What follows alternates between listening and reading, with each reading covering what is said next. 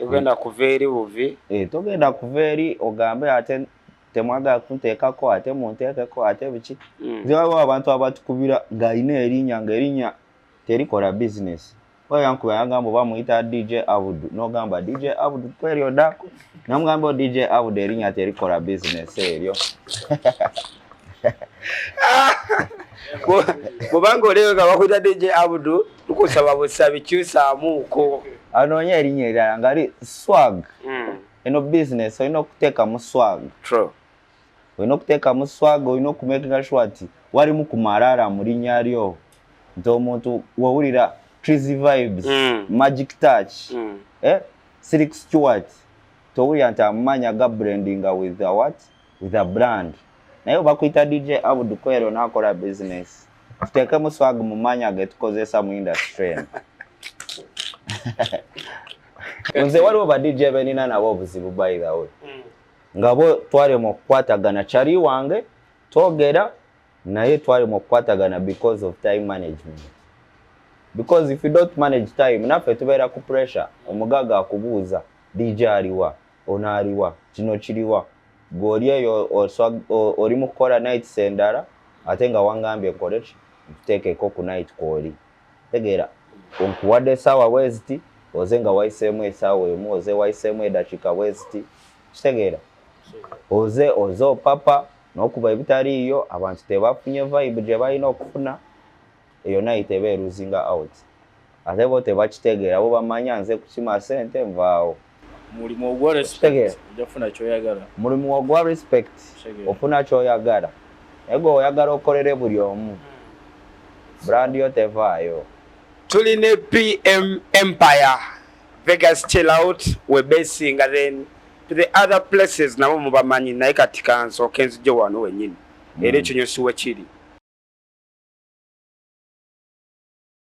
kale tukwaniriza ku Brown Skin Events YouTube channel another episode njagala kusinga kwebaza abana ba TikTok abana ba YouTube mwebale ku subscribe and of course aba sharing n'aba commenting mwebalire ddala mbaliriza ku Brown Skin Events YouTube channel erinnya nze MC Dero ndina abaami ababiri bagenda kuba be introducing and of course in this episode it's a dedication to the bars ba manager ba hosti ba DJ ba MC bani westamenyawo balala bakola ba waiters ba waitresses and of course n'abantu abalala abenjawulo nga oli mu night life business on the show series kanzikirize omuomu ndowooza yiyogereko. I'll start with you.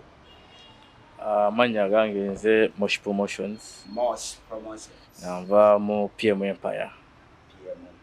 I love the CEO of PM Empire. But then nonya ba CEO of PM Empire. Big shout outs to all the DJs that I know. Nga logo ya PM Empire teva ku video ye. To my G's benda byeko ba M7 njawolo big shout outs to you. Mbande ne ba CEO ndi watu. Nze bampita Panda the Icon. Panda. Era nze on top managers aba PM Empire. PM Empire. Abantu abenjawulo ndowooza PM Empire mujimanyi. I'll start with the question. PM Empire. Kuba it's a short form. Yeah, it's a short form. Egwaet. PM. Panda Mosh. Panda and Mosh Empire. Hey. Hey. So a business eno Mosh ogitandika otya. Analetera munne ekirowoozo ekigamba nti katomanyi Moshi Panda omanyi kiriwo kati tutandike mu kino ekintu. Idea evaawa. Idea twagitandika dda nnyo dda nga tukyalina bayanga. Twatandika dda bino ebiseera nga tukyatambula mu byalo tugenda Ntebe owa twatandikiramu ekyo ekintu mpola mpola nga tebatumanyi naye nga tukolako ku African Monday tubeera twebuzaabuza mu magezi nga obimanyi paka ekintu kyaffe ekyakola kino ku African Mondays nga ku H2O oba ng'ekyali waliwo yali ku bala kiwe lyokesu kinga jja ku H2O kati story yaffe y'ebbaala etandikira etandikira Kiwenda. Story yaffe y'ebbala yatandikira Kiwenda. Awo Panda Fumita. Twatandikira Kiwenda eyo mu kyalo. Abaana ba Vibe ab'e Kawempe bakimanyi. Twasetinga wali bus buli Lwakutaano mu lockdown. Buli Lwakutaano. Satu basi satu. Ne tukirira Kiwenda. Wali akafo bali bakayita batya? Bali bakayita Afrotest. Afrotest Kiwenda. Lockdown. Mu lockdown buli Lwakutaano ng'abaana bonna abaana ba Vibe ab'e Kawempe twekunganyira wali ku mafuta awo. Ne tulinya basi zaffe satu ne tukirira mpaka Kiwenda. Kiwenda ne tuvaayo ne tugenda ku Paradise City Bar. Eno ekyambogo Masooli eno. Nayo ne tukubayo kye twakubayo ne tutegekayo kashwawo ne tutegekayo Ratnam twategeka nani omulala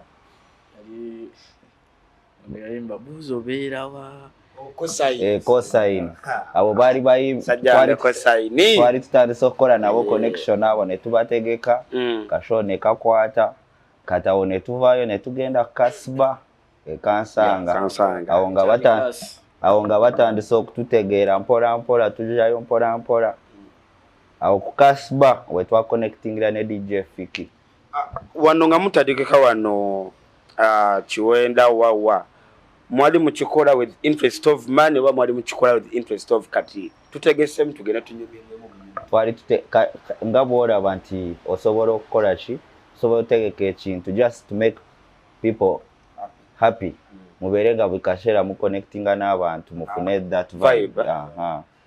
Kati awo abantu we batandikira otutegeera ne bamanya our potentials and whatsoever.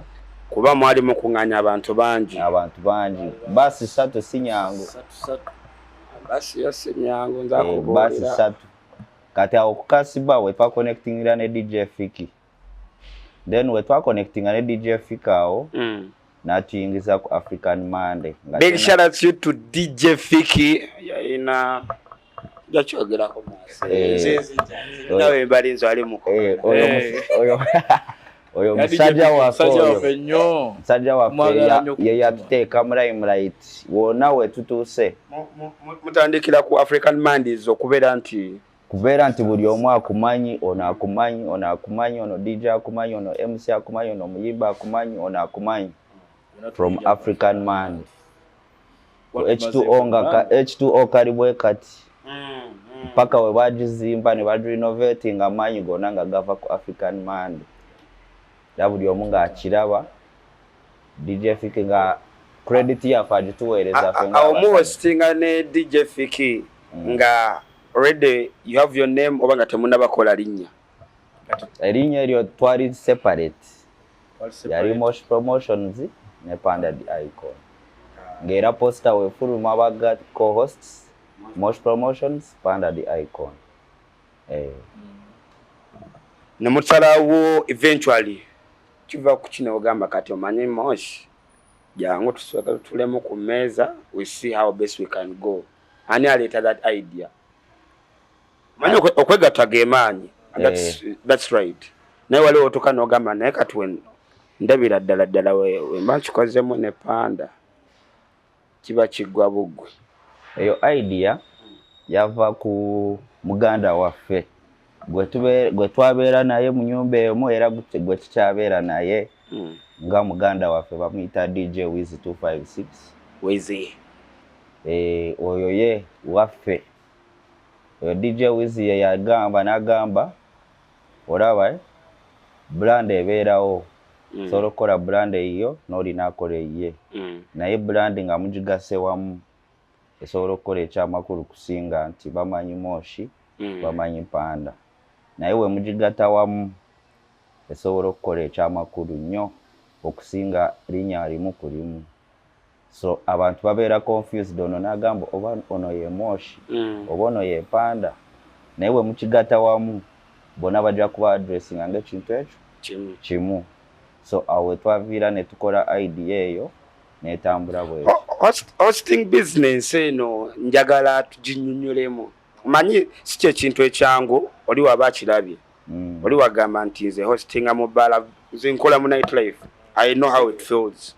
Era mmanyi kubanga oleeta abantu inabba ne bajja nga banoonya Mosh nga bajja nga banoonya Panda timwali kitegeera.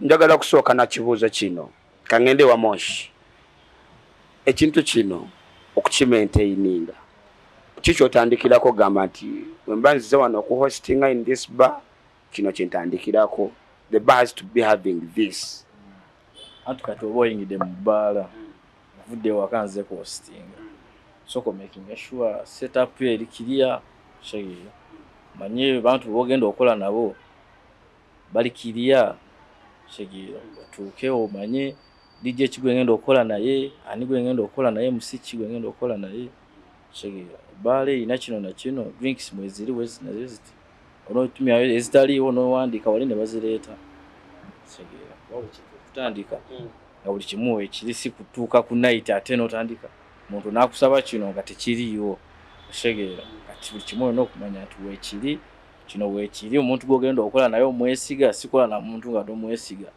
alete kasoma atamubbe shegeera kati olina okola n'omuntu ng'omwesiga nomanya ono kyali wange baffe tukwane bakyali baffe yes tukwane bakyali baffe era tubaagaliza nnyo.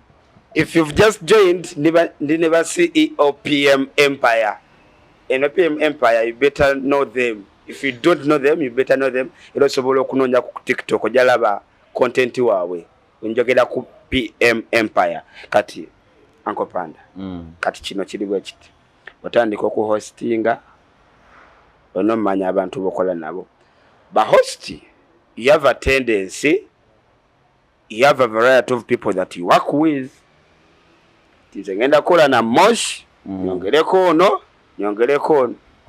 everywhere you go it has to be that kiri wabwe kityo kati obuzibu obusinga abantu abamu just badisguisinga mu eno industry ensonga lwaki osanga omuntu nga ari inclined to one group of people ensonga ebeera nti aba bantu be bamuwa kyayagala nti kati wemba njagala numbers waliwo omuntu bwati wemba njagala abagaga abamalayo ku tiimu yange ninako omuntu bwati wemba njagala abawala abanyirira ku tiimu yange nina omuntu bwati so kyosanga nti omuntu agenda kuwala nagambe temutuwa mirimu biki ekino kiri naye nga ensonga eri nti what impact do you have omuntu wakugata ku tiimu ye what impact do you bring to the team ogatako omuntu leero enkya n'omujjako ensonga eri emu nti kyobadde omusuubiramu tikyakolaki tikyakuwadde kati abantu abamu that is where the problem is wosanga nti omuntu atambula ne tiimu emu eno naye ffe nga ffe Chairman, you have different teams on each and every night. Ino night ina team yayo, ino night ina team yayo, ina team yayo, different teams. Chido chilonga chiri mo PM Empire. Chila stinze bangachi. Obojo kidamu. Estimate kali. Nga chiri under PM Empire nga tetuna bakwegata. Na kali nga mwegase. Nga twegase. PM Empire. PM Empire ndoza tena mara even 2 months. You for real? Yeah. For real. Eyo page jora baje twagulawo tena mara even 2 months. What? Atenga PM Empire logo is everywhere. Is everywhere. All scrolling about. Nzakubulira. Abantu bemukoze nabo they do post sagala nimbe. Era ekintu kya nightlife ndoza okay abadonga wo content atambula ono nti bagatta night manyi events zibira mu night ne bazigatta ola sobola okolanga kiri mu kintu video emu naye olaba yo content asobola okujanga afokasinze if it's a DJ playing it's a DJ playing kati uniqueness eyo ojijja wano gamba nti kati mwana ekyangenda kyongera ku bintu kololo nogamba kati night ye kololo njirabye ate si kololo okawokawo kuba ideas twala ne walala otukamesa nogamba naye kati uniqueness eno ani ajiri behind ani akwata videos emabega atwina content guy waffe bamuyita Emma Ken Aina market. Omanyi chisansa buli linnya lyoli mu kumentioninga ndimanyi naye oba tumanyi nti exactly yali wano nti zegeera ningo buli linnya lyo mentioninga mbira ndaba nti ndimanyi era buli omu gwe tukozesa abakyali waffe si kujja muntu mukyale omugamba jangu tukole content guy waffe Emaken era kyetwagala tumugamba kati according to this vibe etambula focusinga ku bantu bwe bati ne bwe bati okujjayo ate omutuufu nti osobola okukwata omuntu naye nga background yonna ogiraba erimu a lot of people kati omuntu ajja focusinga on one person naye nga ne bw'ayagala okulaba ebbali araba nti the vibe is doing what is moving. Si kugamba nti ate bayimiriza ono ne bagamba azinemu bamukwate bateekeyo video kitegeera kuva ezo pages ezo zetaaga video nga zikola ki zimalayo sito onooba olina essimu olina 15 17 togenda kukozesa simu yokwata oteekeyo content yafa kitegeera naye okozesa kamera content nga mulungi kitegeera nokwata akasingoko n'okateekayo era katambula nga wokaagala wemba ne ba CEO ba PM Empire bano bendi nabo ba hosts. When I talk of hosts kati ababba mu kitegeera Panda ne Mosh ekintu kino ekyokuhostinga it's not easy ne kati njagala ntandikire wano okuleeta bait abawala what is the logic behind there kati logic behind okuleeta abawala mu bbaala any bar business owner olina okukimanya nti ebbaala tesobola kutambula awatali bawala. That is point number one. Because ffe tulina basajja bakyali baffe wano twalina night yaffe ya Thursday eri ku Vegas chill out twalinawo omusajja omu yayiza John Walker supporter naye kyali kimuleeta nga kugamba mbukingira table mu maaso ga stage twalina dansa bamuyita Jaria the Diva naye nga buli omusajja oyo buli wabajja asooka kubuuza Jaria the Diva ajja ng'omusajja tagenda amukwana tagenda kukola kijasi ayagala gula ebyokunywa byatule wali abeere comfortable ng'amulabako wali ku stage ayinza onogula chupa zonna z'oyagala ayinza okugula round zonna z'oyagala just ng'alaba omuwala ayimiridde ku stage akola ki azina kati eyo it is criteria number one mu bbaala nti olina okubeeramu n'abawala abanyirira nti omusajja asobola okubeerawo nga just yanyumirwa kulaba ku bawala bali awo ba having a fun n'agula mpaka ku makya n'ogamba omusajja ono aliko ki tagenda bakwana tagenda kukola ki nga just yanyumirwa kulaba abawala around him. So criteria number one as a bar owner, making sure that the bar is fed with enough beautiful women. Abachala. They make the night. They make the night life. From the bachala to the DJs. To the MCs. But now I know where class on point. When you're working in this thing, Oveda never sponsor besides the bar. Fenga fe PM Empire. Tuina ka partnership ne Aquafina. Tuina ka partnership ne Pepsi. Awo era musajja waffe Davidson Aquafina tukwagala nnyo nga wherever you go with them. Era Aquafina, Davidson, Jonathan abasajja abatubeererawo nnyo era biseera ebisinga bwe bakubira nagamba ka idea bwe kati ne kati mukabayinge kisobola okukateekamu amaanyi ne kakola era bw'otuukirira abo abasajja tebasobola kulemererwa oba oli wa bbaala oba oli waki abasajja bwe batuukirira tebasobola kulemererwa kukwatagana naawe maybe nga sigwa nga toyagala kukwatagana nabo but they are very good people. Pepsi family, Aquafina family, mwabasinga. Big shout outs to you, but sponsors. Njagala kubuuza Thursday is it Thursday midweek madness? Njagala kuchogera bulungi. Thursday madness. Thursday madness. Otandiko wa Mos. Thursday madness twagitandika nga mukaaga November. By November last year. Yes. Twagitandika wano ku Vegas. Mpola. Ogira wetambula mpola. Neka tuwait. Sigira. Wakati ndaba Thursday singa. Yes. If you don't know a Thursday, if it's a Thursday, yeah, Vegas. Thursday Madness. Yo. Top DJs. Top DJs, top MCs. Ekintu kino. Otandika last year okuhostinga wano. Yes. Last year. Moi panda. Baba itabuyisi. Ngamanyi manji. Kuba I'll be honest, ever since we chatandika till today, Thursday dojiwulira. Thursday tambula. Kati eyo story etandikira ku musajja waffe era bamuyita Alan Matata, DJ Alan Matata. Big shout out to Alan. DJ Alan Matata musajja waffe.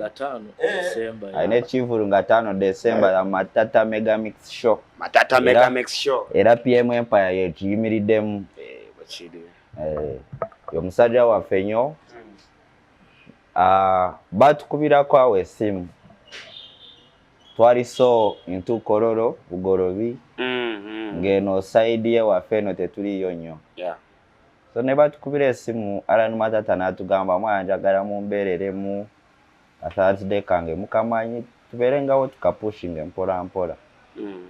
Era ne tumuweereza obudde ne tumiitinga ne tukyogeramu n'omugaga waffe. Ne kickstartinga the party. So ebiseera ebisinga when you're hosting, ekintu ky'olina okusooka olina okwewamu time. When you come ne mu meetinga, you have to schedule yourself. Ntofuna pushing time emala. Your first night has to be a success.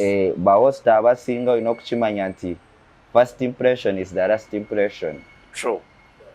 So olina okwewamu ebbanga osooka pushinge yo night gy'ofunye. Omala ogipushinga. So kati tugambe nti meetings leero olina okwewamu 2 weeks in front. Ogipushinge okole public awareness. Atuwaka omutambuze then abantu bajja kujja mu bungi nga bw'obaagala. Bw'otayise ne bw'oyise.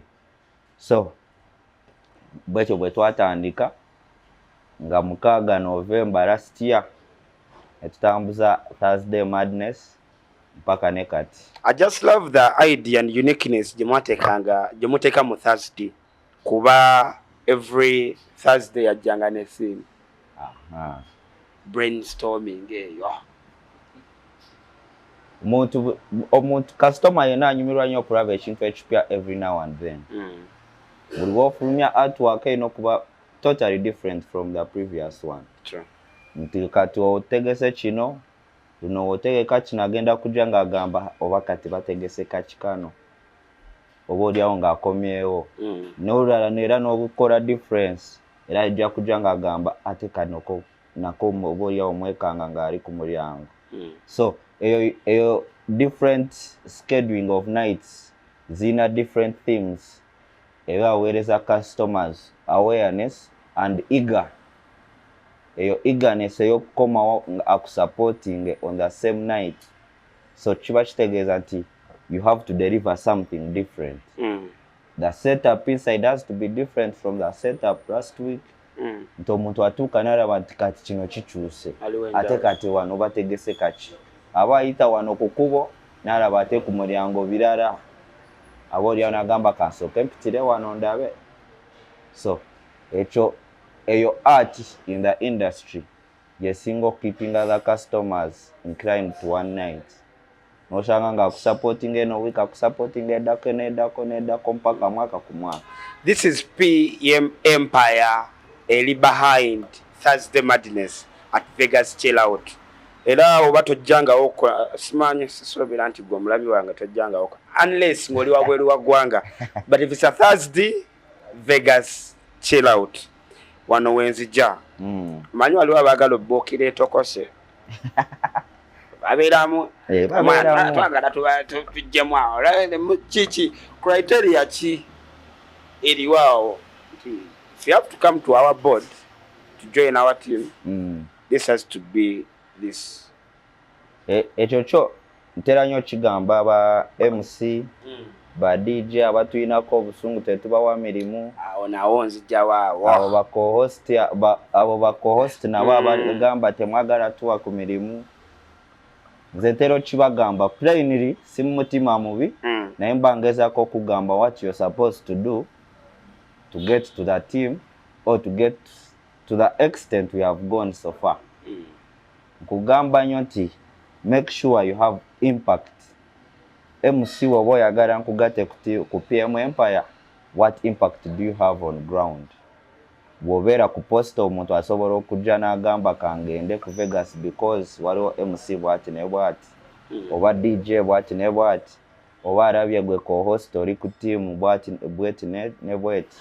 So that is where we have the problem. Impact.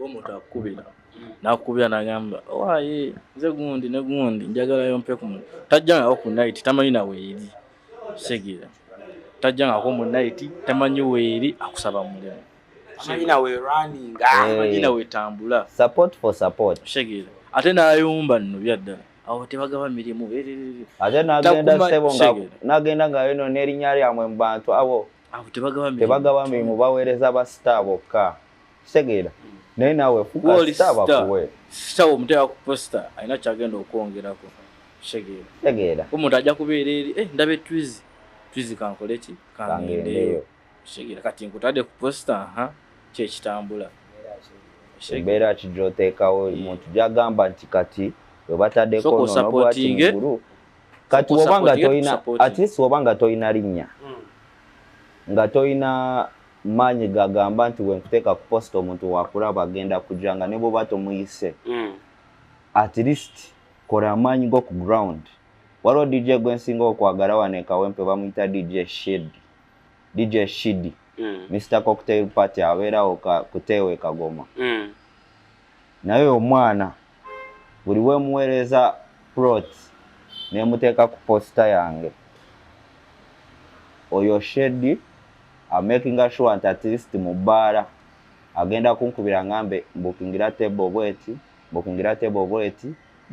ngaina almost like 5 tables kato yo DJ tewali wasobola kugamba nti nteekako n'ogaana omuteekako kuba ina impact naye omuntu akukubira tajangako mu night talina impact gyonna gy'akola lwakuba alaba agenda n'akubirayo abaana ne banyumirwa ne bazina empere nalowooza nti kata wafuse wakabi osobola omuteekako n'akola ki n'abaako kyakola ekyenjawulo but we have to be organized in this business omuntu yena making sure you have impact. It has to be a support system, in other words. Yeah.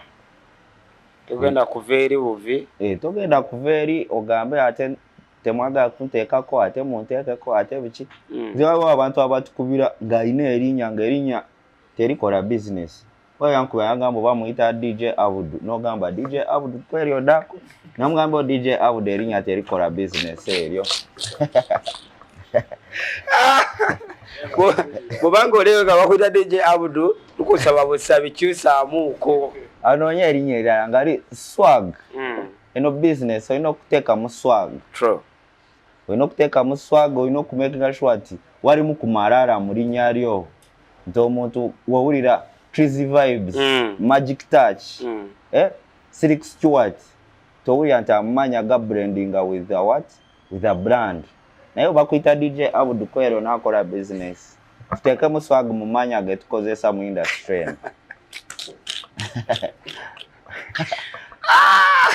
Mwajaga banda ogenda kunzita. Just balina okimanya amanya agamu tega fitting am entertainment industry. Sure. Tuline PM Empire, the people behind Thursday Madness called Vegas Chill Out. If you don't know Vegas Chill Out, no kuwango jimanya lika wempe tula road ngodawa no kuchempelelwe wanombera wano waka ata bana beka wempe bonna bachimanyi. So if you're sharing njagalo sharing a moment yo ku Vegas Chill Out otubulire na it is always kuyisa botya cause man is a sitoma. I don't.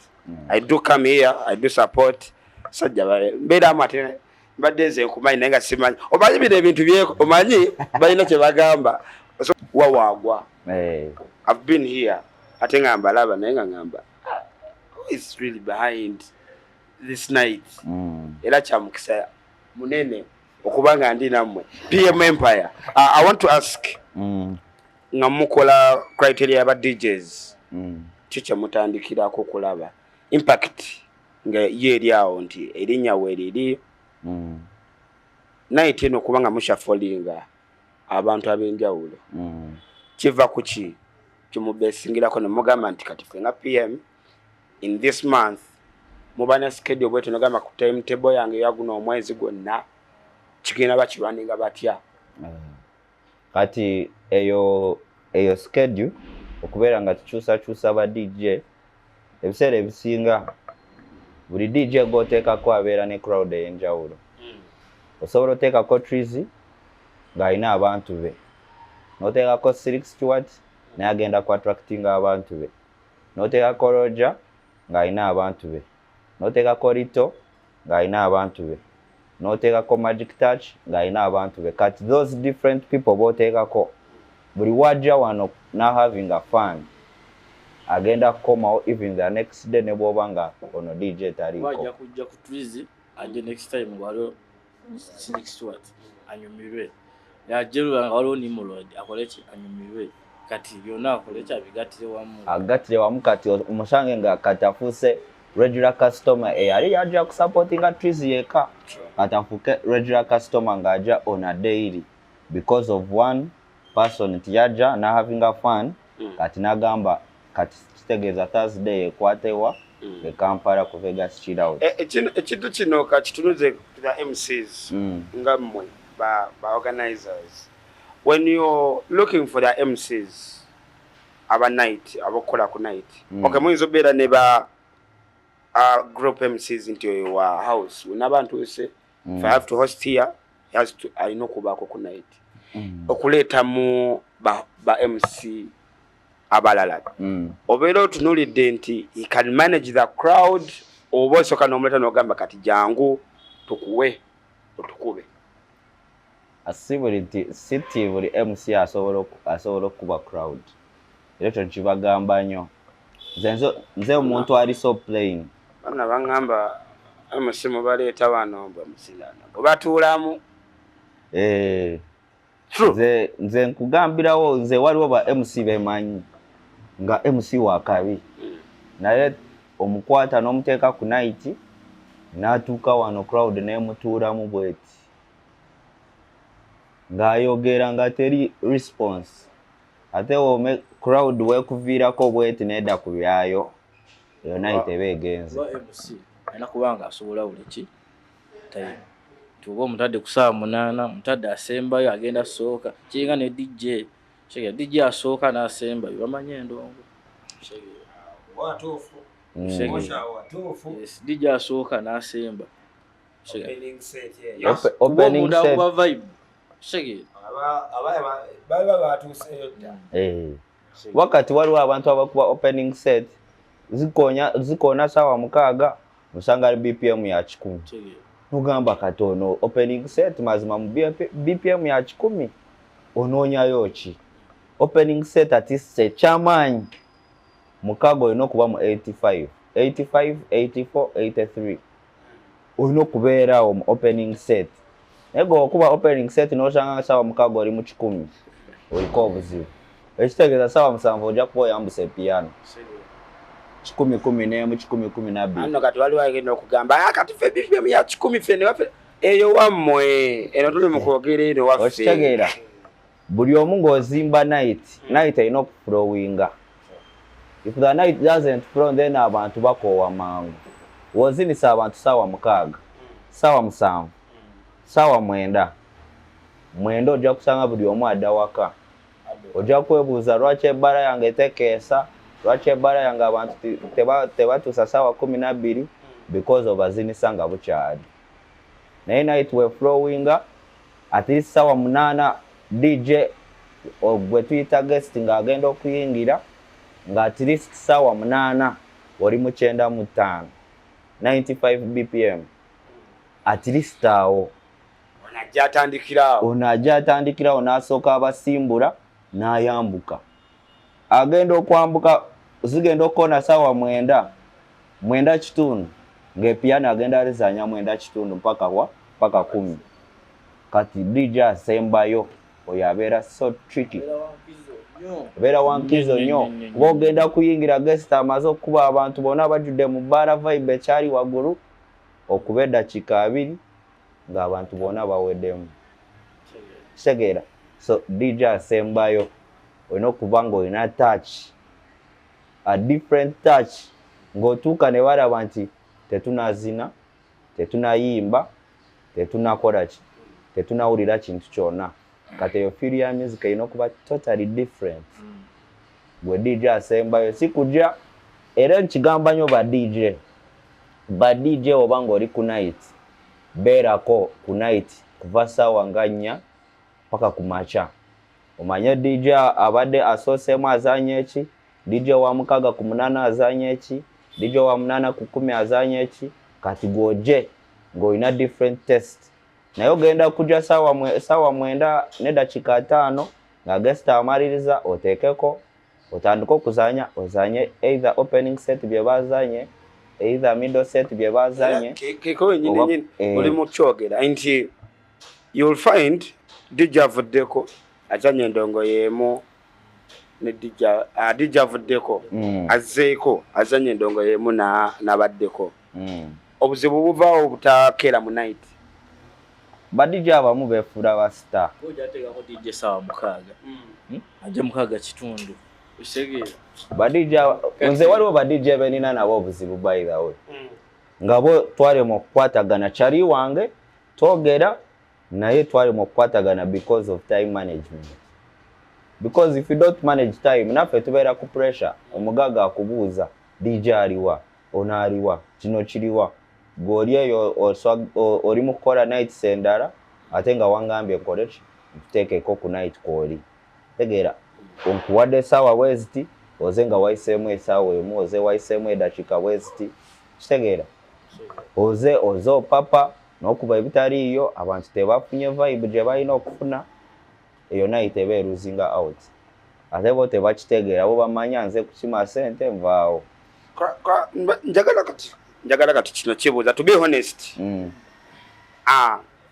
njagala kitunuuzemu nga mu ba host sagala kikutunuuzaamu kisa kinoomu but I'll question you this ba host in bars ekiro muba bapimpu panda nfunira akantu kali nno ekintu ekyo mwekiri ankomosi kito kino kibeeramu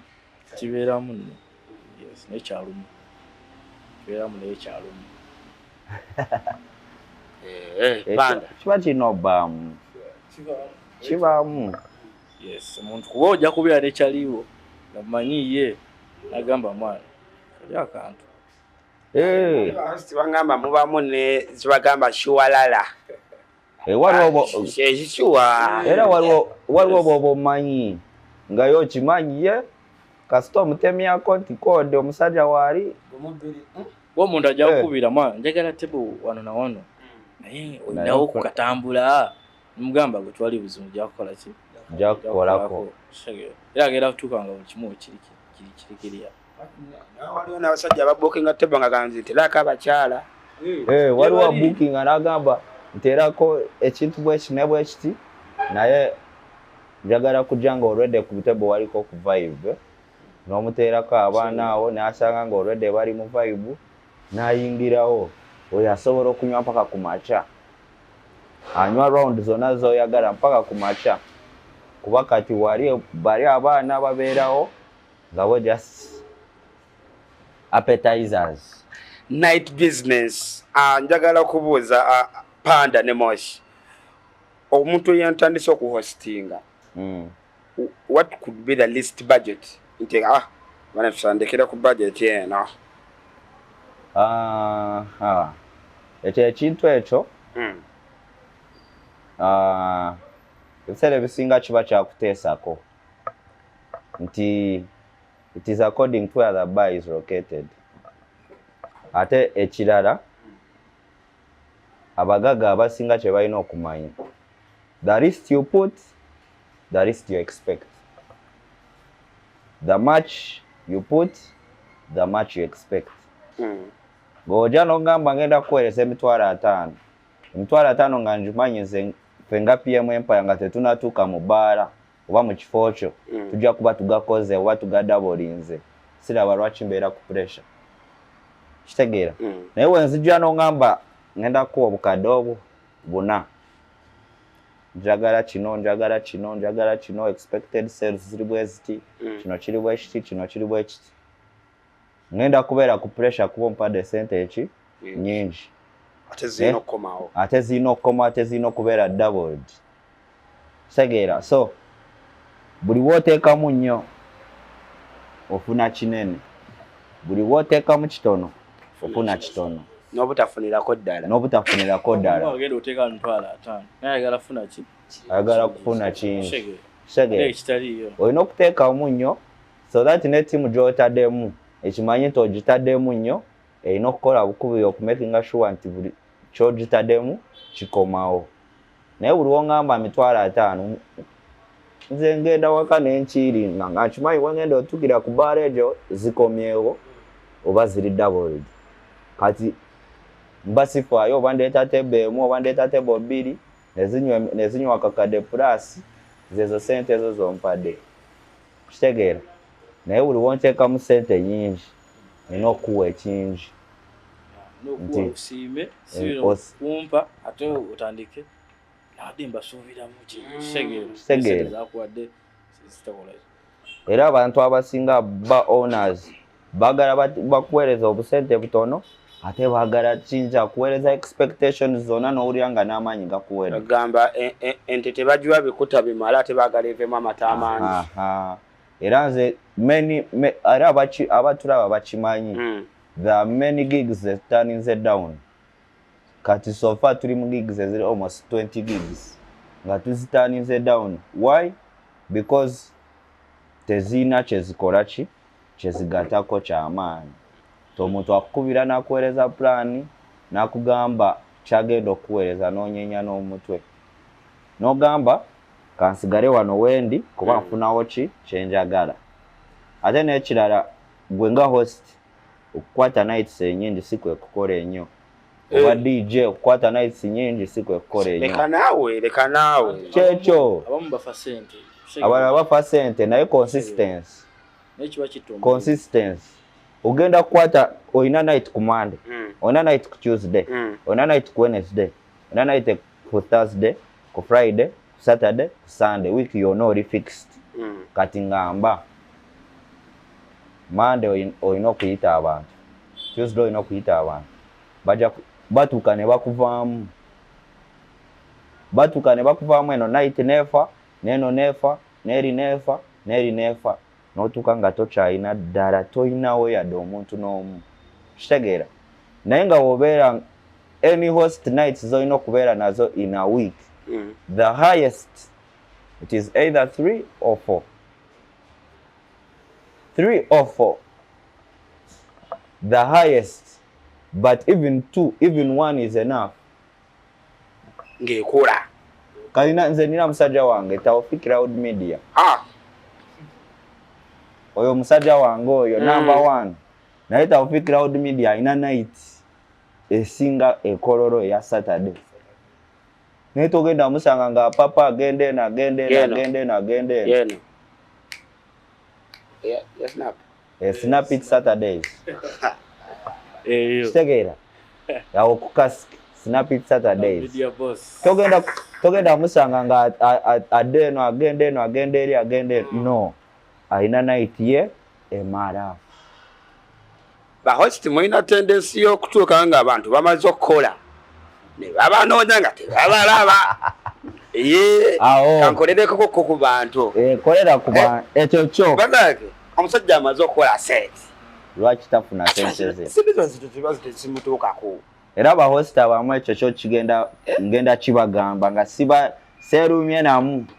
obanga omanyi waliwo omuntu gw'oluma nga amaze okukola nga muntu yena omuluma nga amaze okukola kigenda kutuukako kikosa ye tekikosa yako kikosa gwe nga host era abakoze ne PM Empire mukimanyi nze mu PM Empire nze owa finance zigenda okona sawa mwenda 10 nga buli omu akoze ku night kabaani nga akasente kakayina omuntu agenda maliza night ogenda maliza set yo ukimochi olaba kimwogera PM ekyo kikulaga consistency ya night yammwe ekulaga nti tojja kusanga naye waliwe mulaba basajja obamanyi omusajja omukoledde ne bamuyira ogenda sanga nga omuntu omu ono gwayogerako nono gwe ugamba naye ono kibanda bwebo obuzibu simanyi jangu encha balina munene yakangu ngenda kutera ku simu ako banange naye ebyo byonna twabiyitamu ekyo kikyasinga otuyigiriza nti omuntu waba akukoledde kuba twayita mu nnaku nyingi brad twakolanga night nomala okukola manager nga tomulaba onaakubanja ow'emmotoka eyalese ku baana ayagala sente ze bajjukira twali tukoyambifo byawalako timukoledde ku kasiba mulina bakyali bamwe bali e Makerere bawala baagala kubeerako mu pate te babakolera ku busente kitegeera n'oteekayo emmotoka n'ebakima n'ebatwala kitegeera twagenda Entebbe ku Good Life Bar wali kumeka abayita ababiri twalinawo akabbala nga tukolawo awo naye nga tukwata abaana ne tubateekamu sente ne tuinvestinga ng'okimanyi ogenda kufuna kasente naye kati ogenda otuuka mu kifo mumaze okukola otaddemu emmotoka eri wabwere erinza abaana namwe balinze mwagala kudda waka munoonya manager temumulabako kasente kakukayanira mulimu ekintu kino kyendaba mu mabaalo mutamaze okukola mwamutegeeza sente bweziti anekala temulaba sosite zibaddeyo ate kati nze kakugamba omuntu goba owadde omulimu abatakimanyi amaze okukola ogugwe abadde MC abadde DJ ogwo amaze ogukola era nze kyolaba mu PM Empire tukutiriza abantu betukola nabo ku tiimu nti kyolina okumanya togenda kujja kukola nga DJ kyokka olina okubeerako ne impact nti abantu b'oli mu kukolera bameka abakumanyi mu background nti woyogera bwoti nti omuntu asobola okuddamu nti wosobola okutumirako omuntu yena mu background nti buli wobeera ng'olina abantu bo kikwanguira nti teri agenda kugamba ate ogenda kumugamba naade ne tebo zange 2 zabadde zinywa kati nze bye mwogerako sibitegeera so buli gwe tubeera naye ku tiimu akimanyi you're not only an MC, you're not only a DJ, you're not only this. You can bring in some people. Tukola nga team.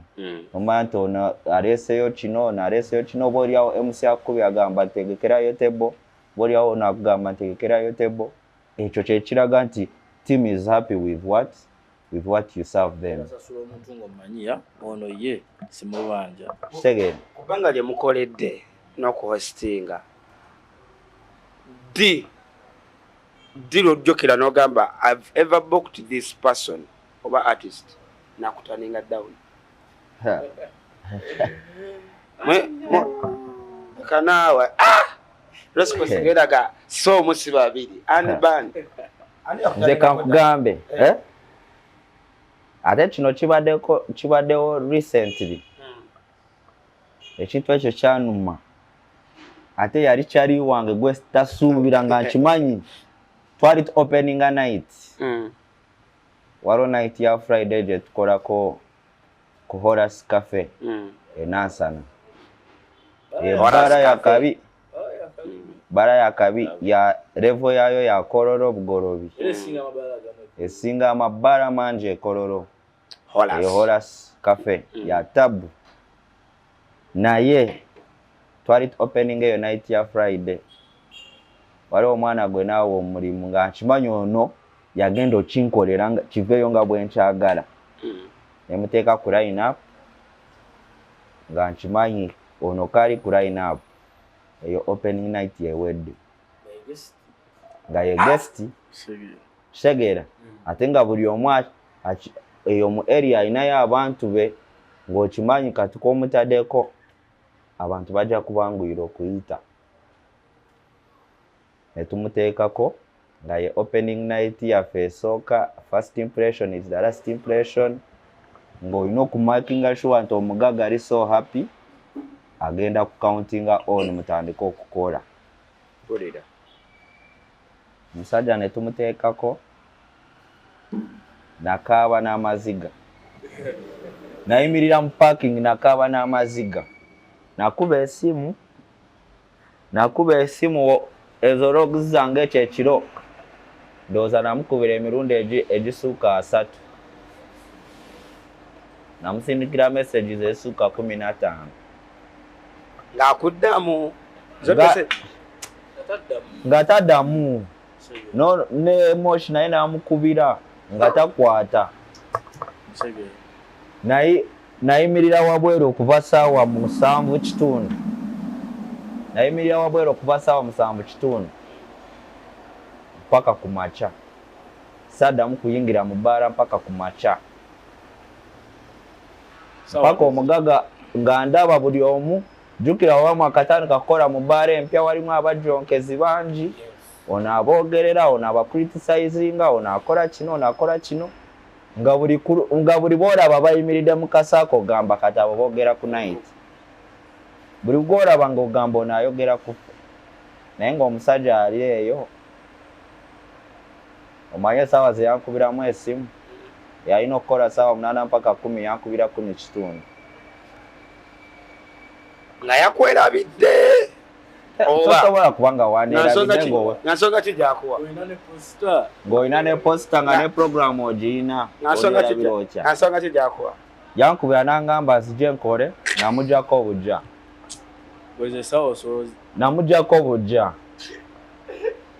Namugyako obujja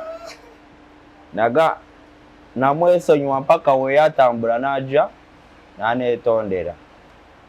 Agamba ekituufu nakudisappointinze nakudisappointinga naye nsonyiwa tuddemu tukole genda kwekyusaamu. Bagita Big Bottles Friday. Naye ekyo kintu siri kyerabira. Nawulira nga nfa. Omusajja abataddeko abasuubiramu bingi. Abantu bataninze up buli kimu kiryoke naye akantu katono bwe kati. Nekata that first impression yonna negenda. Paka omusajja yeko omugaga yangamba ebyo bibaamu. Ekyo kino kyokola n'omugaga ategeera mu bizinensi. Omugaga ye yagamba ebyo bibaamu. Nagamba abaana abo ba disappointing abalina excitement nyingi. Leero ba DJ mbagamba kino. Mulekera okukwata nights 10 mu kiro kimu. Gobo oyagala zikwasaganya otya. Oyina posta eno osanga omusajja alina posta 5 mu kiro kimu. Okubeera ne posta nyingi sikwekukola ennyo. Sikwekukola ennyo. Oba ota brandi. Nze kangambe nakubirako omusajja bamuyita DJ Jose 256. Nga njagala muweereza Thursday. Yangamba kimu yagamba nandikoze naye obuzibu nina night ya non-EV. N'ogamba omusajja asobola okuliskoduinga n'agamba ku non-EV ngenda tandika 6 mpaka 8 nzijaawo. Naye yagamba nina night ku non-EV. Sisobola genda mu kifo kirala. Kyo kitegeeza DJ omutuufu. Ku respectinga your work. Naye ng'onaakuwadde mu kiro kimu olina night stand. Eno post omuntu ne yeebuuza agenda abikwasaganya atya. Ate byonna ng'olaba bifo bya wala ali Entebbe wano alina posta y'emukono alina posta y'eno n'ogamba kati bino agenda abikwasaganya atya. Kitegeera nawuzika nga abamu aba disappointinze ne bamwesonyiwa weweebuuza lwaki tofuna mirimu because okupapako olowooza okola eyo gye bayita public excitement bamu bakyalina excitement mungi nti bondaba kuposta eno neeno bawa amaanyi nedda musajja abeera ne posta emu mu wiiki naye ng'emuwa sente zonna z'ayagala ng'ekola just olina okusetinga peesi yo mulimu ogwa respect ojafuna kyoyagala mulimu ogwa respect ofuna kyoyagala naye gwe oyagala okolere buli omu brand yo tevaayo tuli ne PM Empire Vegas chill out we basing and then to the other places nabo mubamanyi naye kati kansooka enzije wano wenyini era ekinyusi wekiri anniversary Thursday Madness at 1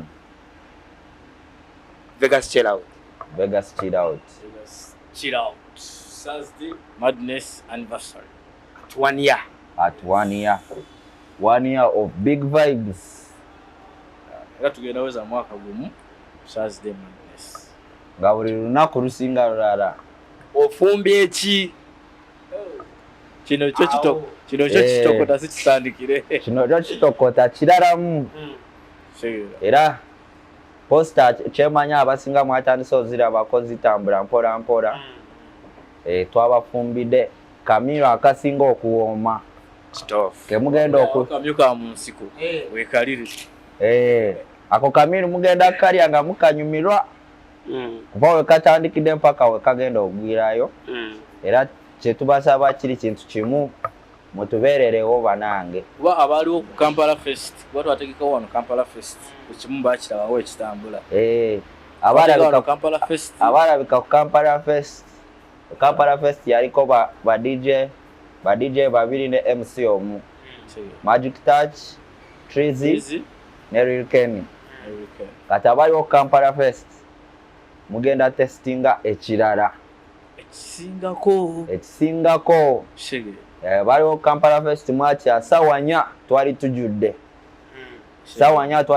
nga tetulina space mu baara era ne tebo tetuziseera mitwalo 23 packages za njawulo era tukunyonyola mitwalo 2 ofunirako kino mitwalo 3 ofunirako kino so buli ayagala bookinga table bayo yaffe bayo kuliko enamba PM Empire mu bayo yaffe ku PM Empire awo namba zaffe weziri ku posters enamba kweziri eza reservations so sobola otukubirako n'otubuuza package ziyimiridde zitya ne tukunyonyola reserve early tesobola okugamba if you've been here ngo ojja mu night ya Thursday you better reserve early as you can because table zo zitandise era okutambula ntwakubya nagamba nze table yange ya sente bwezi tugiteekeko era waliwo yaguzeeyo akakadde ne bwe yabanga mu package ziteriimu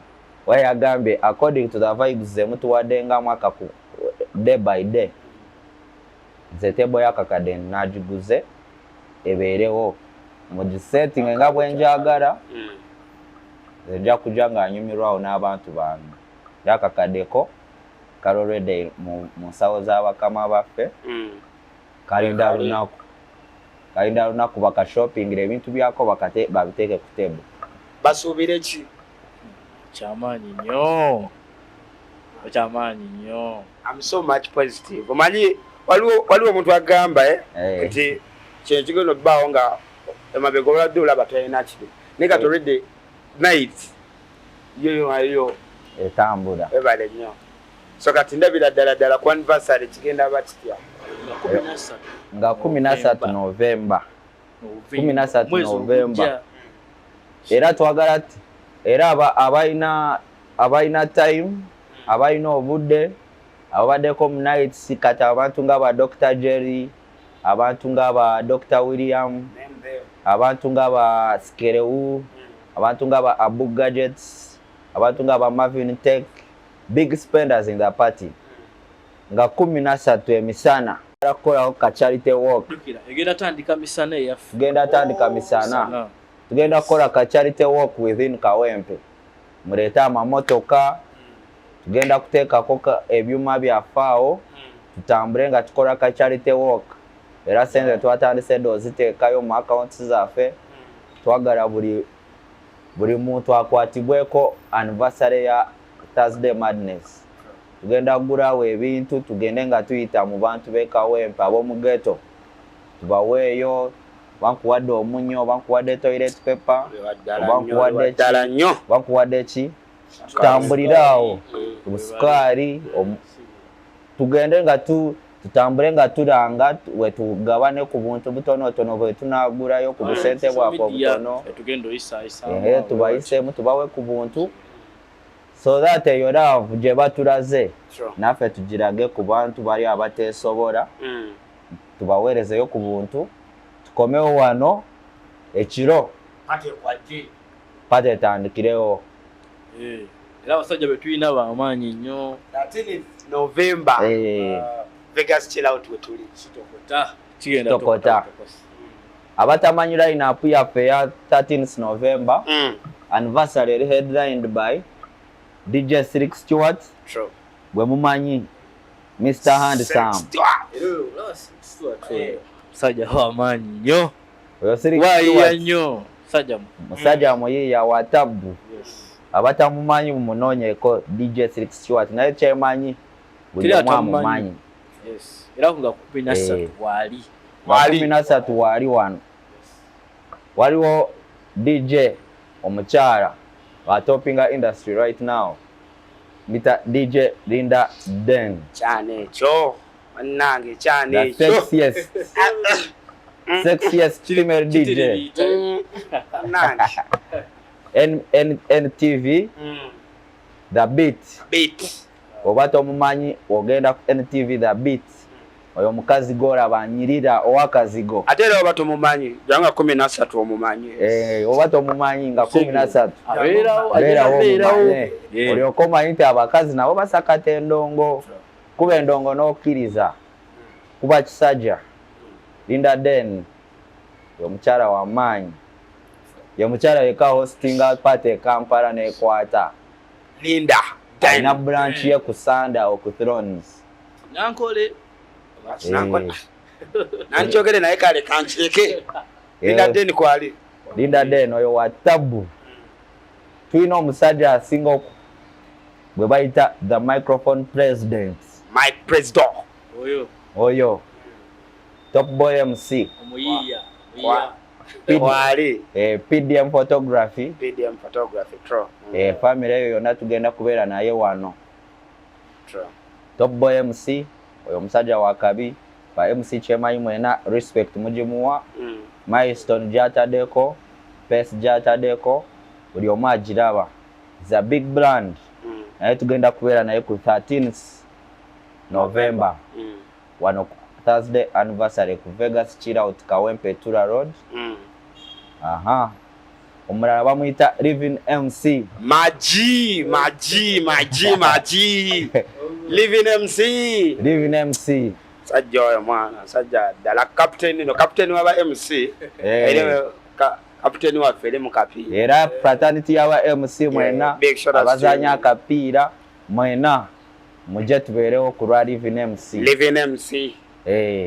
musajja wange from Humble Sue Management watomanyi Humble Sue oyo mukyala naye waddala host ngaffe Humble Sue akola lwakutaanaawo ku Cask ya managinga Living MC big shout out to the manager and of course ku mwana wo Living Humble Sue nkutumira nnyo ekyali wange nambemu mwagala nnyo oyo omukazi alina pace gyatadde alina ebbanga tono mu hosting industry naye omulaba waliwo watambulira so yo pace yesinga so that line up etugenda ne Urban SN etugenda tulina Urban SN musajja waffe oyo bamumanyi abadde wano from the start of Thursday Madness ng'abakarakata vibes ze bazimanyi wa tabu tulina Urban MC oyo bamumanyi bra musajjawo sajjange oyo no kati namutubalo yaba MC yasalirawo ba MC kati yakubira MC kikopo yo kasita MC bamuzoga ya wano yabawo ngajja wano nasooka abajonka agamba mwe murekera okutumanyira trader tubeera ne MC Big Deal abanji bamumanyira nnyo awo ku Rocksatura Urban Lounge namungona ya hostinga Urban Big Deal MC kwali Tina Hash na msajja namulabe mulaba kanneyo kati abantu begayaza road Hash MC mumubeeremu olunaku lwe nga celebrating omwaka gumu Thursday Madness mumubeeremu nnyo muje mumusupporting talent ye akure naffe DJ banji tuina mu DJ Wizzy Pate Starter sajango Wizzy omwana wa Benz Pate Starter no jogede mwana wa Benz ojogede Wizzy Benz Master wa Benz na Benz ya nyimpi ojitubura muno banga atude kutaka jogerako kuba kale kwa bali Benz ya Wizzy Pate Starter jango jajira aba muganda wange nyo ngabo uri erinya lya Pate Starter umutandikisa Pate man, I just love the way you do with your group basajja mwena basajja bali hambo batukikako muntu yena olaba abana balungi bakola nabo nti osobola omuwabula nomugamba ati wano okoze kikyamu Tereza munakuwuliriza naye waliwo omuntu gwowabula nakulaga nti ye wamaanyi tayagala kumanya byomugamba tebimukwatako naye fuula star awo bonna abefuula star tubateeka wali ayo beera twawuliriza nnyo twavumwa nnyo ng'omuyaya akugambirawo point blank agamba gwe toli wakabi mulimu amabaala agamu finga gatuwalana eyaddala sentinoki waliwo amabaala agamu ne banyennanyini baago ne bakolayo nga batuwalana naye oba ng'otuwalana nanga otuwalanira bwereere nze nkugamba otuwalanira bwereere kuba ojja kutwetaaga nga tetuliiwo kyetukola kyaffe sente oba tuyingirira muntu nti oba tugenda mu baala ntujjayo kasitoma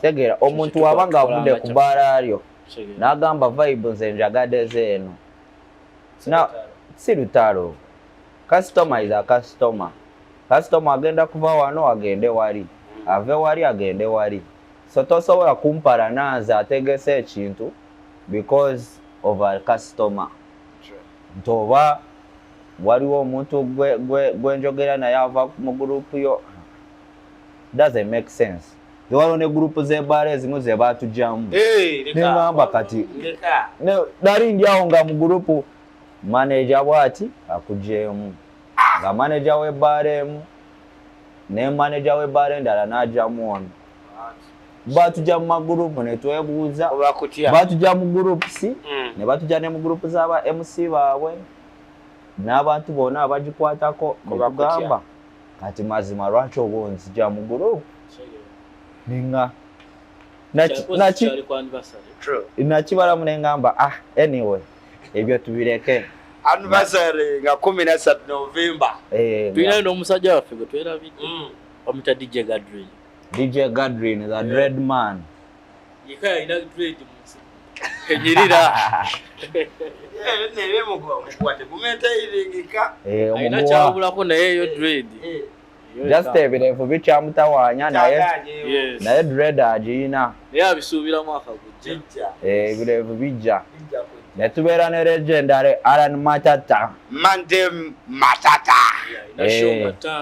alina shonga 5 naye ne ku anniversary kwali ku line-up kwali line-up egenda kuvuga mujajiwulira from the start to the end 13 November you better be here or be nowhere.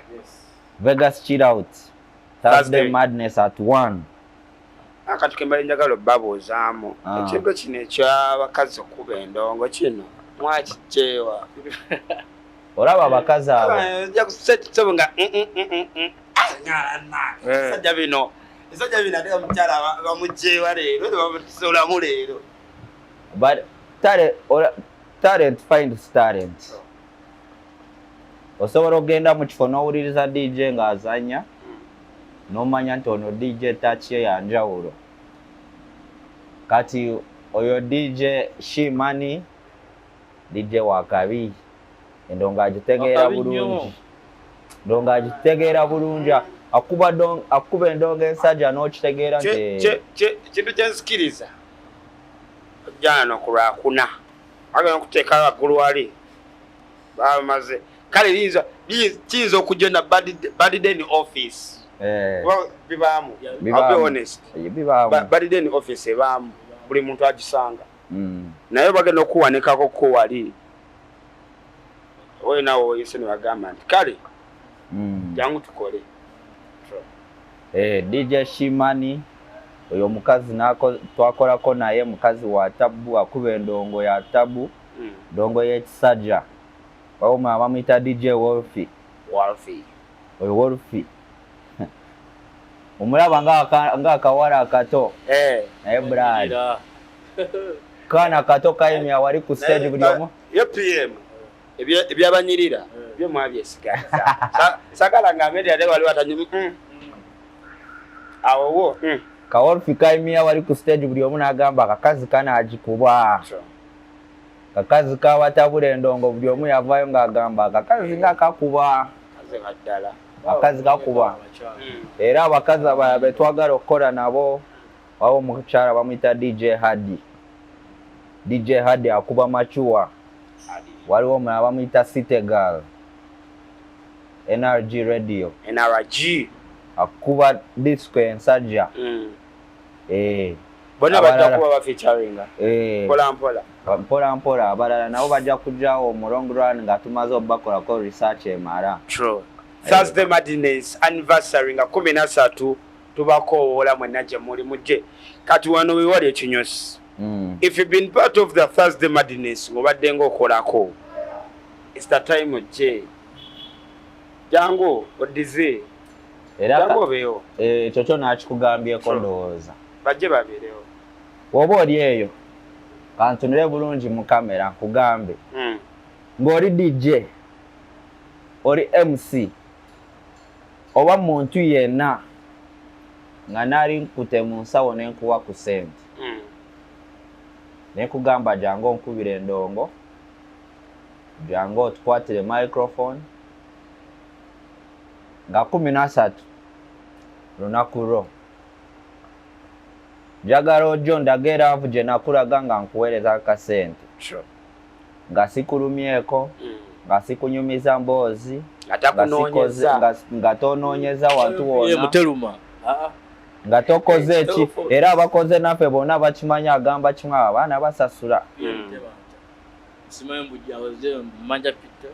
kitegeera so bwetuba nga twakolako naawe nga twakuweereza gigi yonna banange tuyambe tukusaba oba tufukamire nga 13 banange at least gulayo table mitwalo 2 si mingi 2 osobola gulayo 2 osobola gulayo 3 osobola okujja n'obeerawo bwe n'ogamba nze ne bwe zitagula table ngenda kujja mbeerewo n'enywa byenywedde n'engenda so 13 bwe tugenda okwawulira be tugenda otambula nabo mu mwaka ogujja nabe tugenda okuleka mu mwaka oguliwa emirimu gijja mingi ate gy'amaanyi kusinga n'egiriwo kati kitegeera so nze njagala nkugambe oba nga totusapootinze ku milestone gye tutuuseeko nga tukukoze naawe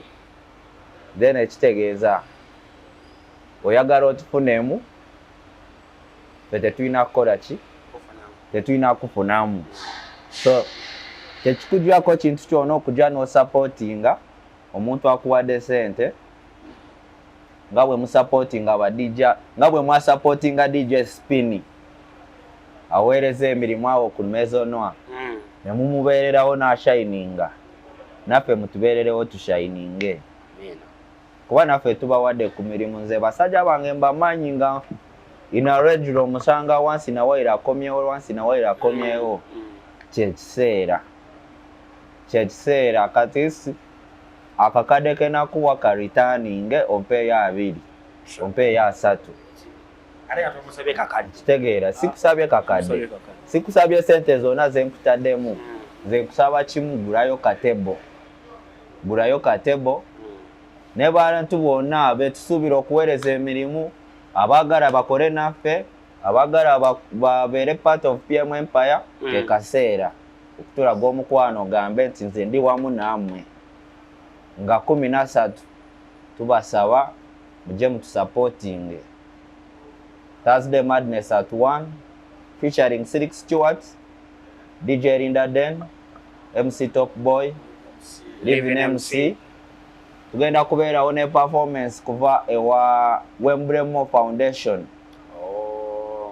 Waliwo munoonye gye bayita Jet Crew obw'obukyala buzina amazina agamalayo nja tuwayo ka performance.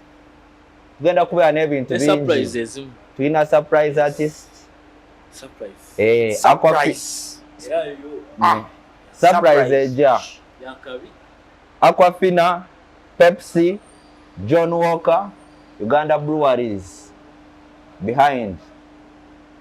Bebali mkuteekamu amaja mpola bakiteekamu amaja wano ne bateekamu amaja wali era bonna mugenda basanga wano. Aquafina, Pepsi bali wano, John Walker, Uganda Breweries bali wano.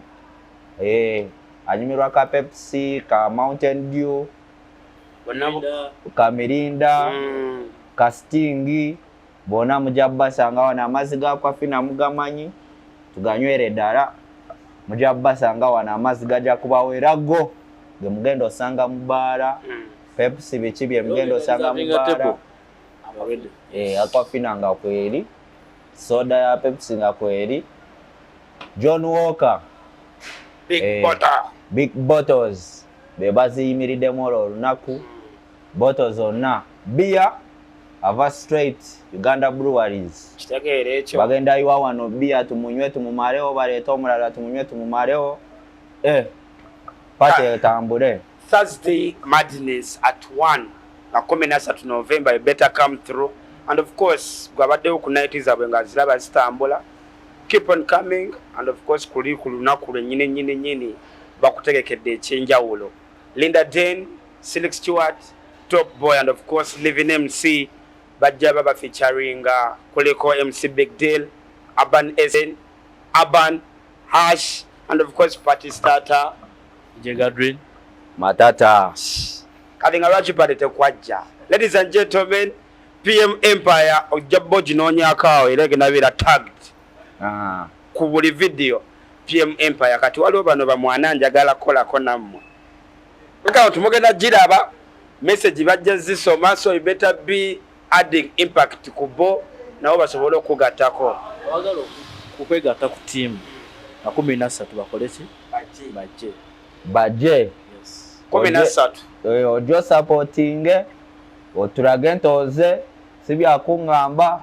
Mumanyi waliwo ba DJ ne ba MC abalina attendance mbeeramu obeeramu naye uliwo obeeramu tondaga nti obaddemu. Ze how will I know abantu ababeeramu ne ebbaala ejjula kuva eno mpaka eri oyagala manye ntya nti obaddemu. At least beeramu naye nkubira akasimu ongambe nti wendi. Naye oba tokubye essimu.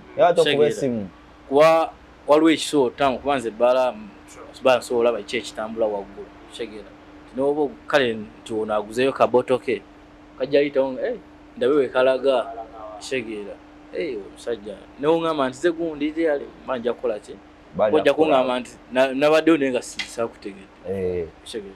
Era singa mbadde nsobola nandimenye ba DJ bonna ne ba MC bonna era bangi wakati ba Alberto 43, Trizzy, Magic Touch, Nimrod, Crystal the DJ, Silk Stewart, Roger, Top Boy, Rivin, MC Cute, Selector Ryan, Selector Jeff. Sobi was here. So be wa Saturday nnyo. Wa Saturday nnyo. Abalala ba DJ bangi. Young Money, She Money, DJ Wolfie. Abamu bagenda gamba naye natatuogera baleke. Ba DJ Shidi abo bonna.